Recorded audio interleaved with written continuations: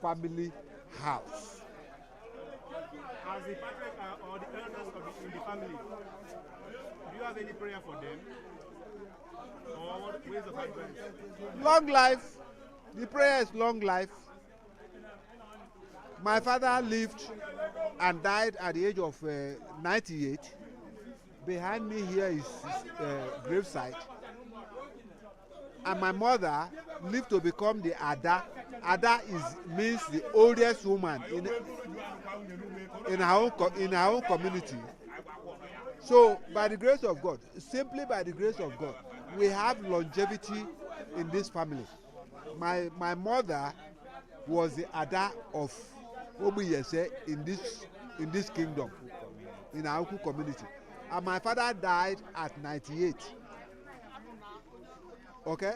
So it's by the grace of God anyway. So we just thank God. We just thank God. So we are here to give Kosidi out in marriage to Pugh Gabriel, very far away in the US. But as is the tradition of this family, where you find a good wife, where you find a good husband, please go ahead and marry. That is we don't discriminate. So we wish Kosidi, by the grace of God, today I am at 71 in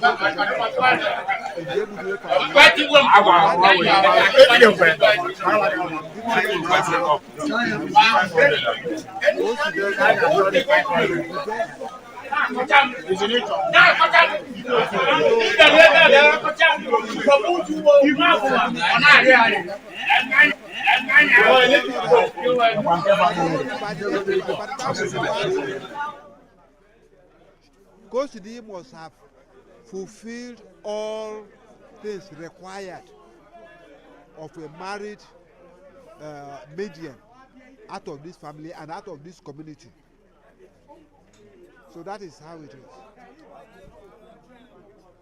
Thank you. Thank